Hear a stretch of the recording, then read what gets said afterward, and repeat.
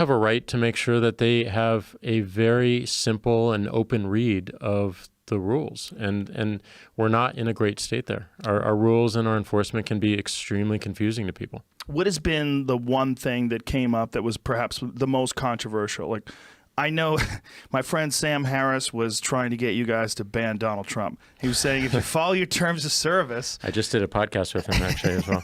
Should come out today or tomorrow. He's a fascinating guy, Sam Harris. I love him to death. But what he was trying to do was like saying, hey, he's threatening nuclear war. Like he's saying, hey, Korea, my bombs are bigger than your bombs. Like, what else does the guy have to do to get you to remove him from the platform? When you guys saw that, what was your reaction to that? And was there an internal discussion about actually banning the president of the United States? Well, so two things there. One, it was the context that presidents of this country have used similar language in different mediums. They use it on radio, they use it on television. It's not just through Twitter. And even if you were to look at the presidency of Obama, it wasn't exactly the same tone in this exact same language, but there were threats around the same country. And we have to take that context into consideration. So the second thing is that we need the most controversial aspect of our rules and our terms of service is probably this clause around public interest and newsworthiness, where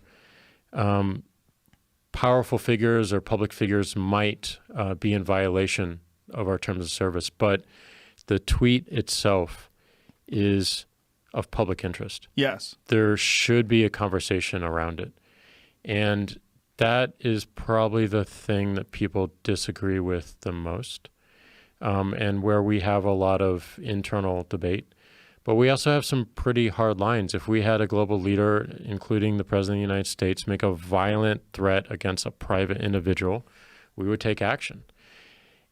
We always have to balance that with, like, is this something that the public has interest in? And I believe generally the answer is yes. It's not going to be in every case, but generally the answer is yes, because we should see how our leaders think and how they act.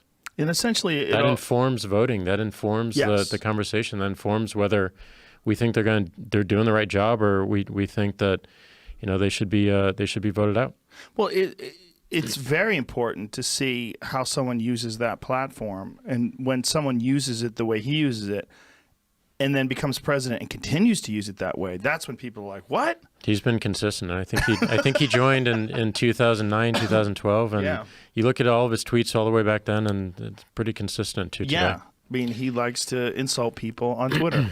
It's fun for him. He does. It's just I never thought he would keep doing it. I thought once he became president, maybe he'd just lock it down, try to do a good job for the country, and then, after 4 years or 8 years, just go back to his old self. Fuck you, fuck the world, fuck this. Yeah. But no, he's just.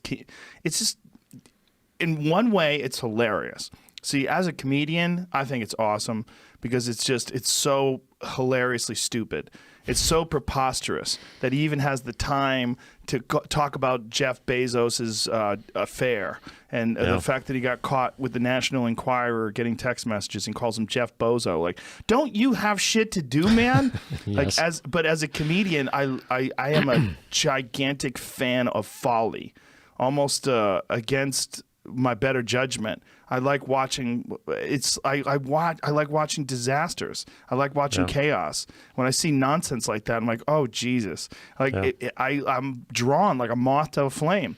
But on the other part of me is like, man, this sets a very bizarre tone for the entire country, because one of the things about Obama, like Obama or hate Obama, was he was very measured, very articulate, obviously very well educated. And I think that aspect of his presidency was very good for all of us, because he represented something that was of a very high standard in terms of his ability to communicate, his access to words, the way he measured his words and held himself. I think that's good for us. Like, it's aspirational. Well, it's like, look at that guy. He's talks better than me. That's why he's the president. But when you see Trump, he doesn't talk better than me. He doesn't use Twitter better. He's just this fucking madman. But isn't it important to understand that Yes, and to see it exactly. and hopefully that informs opinions and actions? 100%. That's my point. That's my point, is like that this is this weird gray area where I think overall I definitely support your decision to not ban him for violating your terms of service. Like we need to know.